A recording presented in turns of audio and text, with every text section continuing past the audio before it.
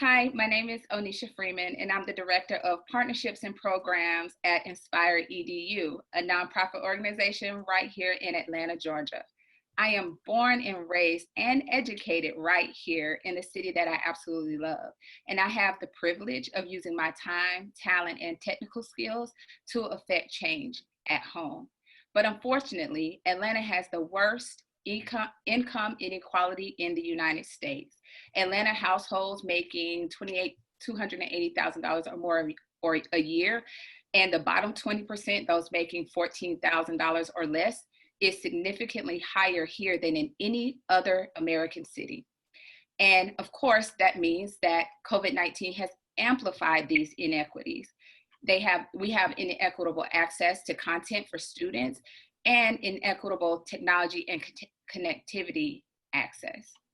As a matter of fact, in Atlanta, students who do not have a computer at home that they own number over 80,000, and that's just for 7 out of 181 school districts in our state. These inequities and challenges aren't even exclusive to Metro Atlanta. They're actually similar all throughout the state of Georgia. So the solution, next slide.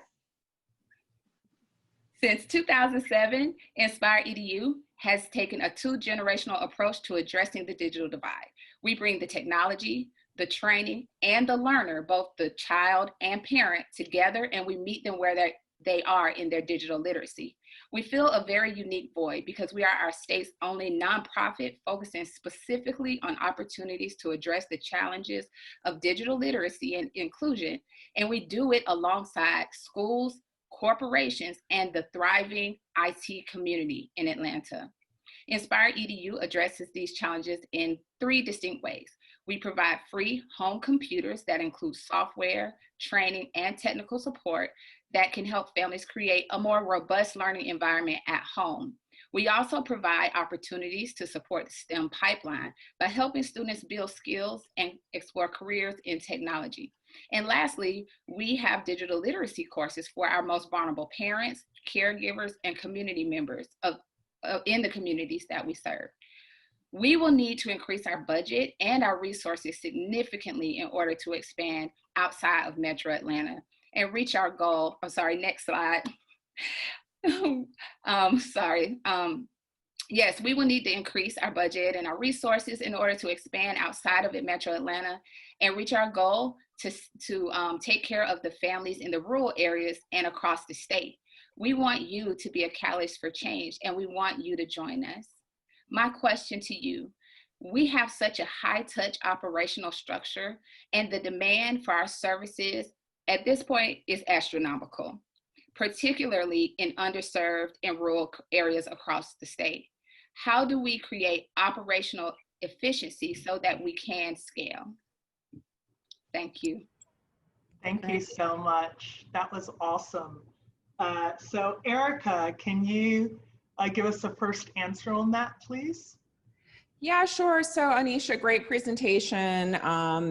I think what you're doing is incredibly valuable. I just think that it's somewhat sad that, our country is leaving this up to independent nonprofits when really it should be a school-wide offering.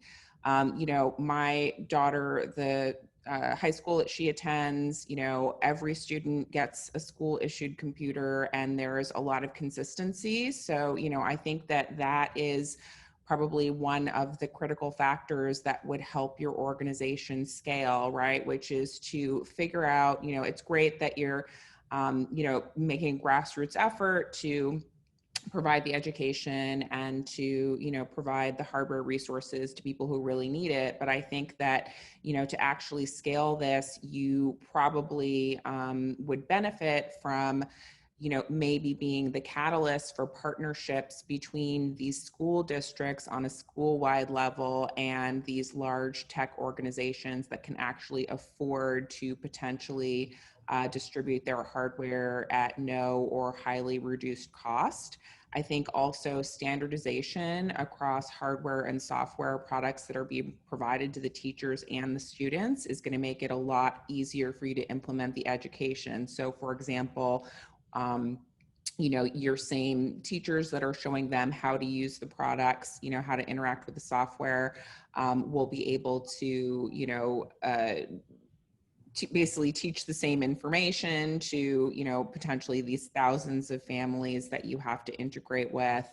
As well as, it's much easier for everyone to learn one system so that, not only can you help the families understand how to use the system, but, the kids can help each other and the families can actually help each other. So I think, partnering with a hardware provider that's got an operating system that is ideally structured for the use of children. So, hardware that can, stand up to being thrown around by the kids, and then software that's really easy for them to use will help you in your ability to scale and your ability to potentially distribute content and information in a really sort of consistent format.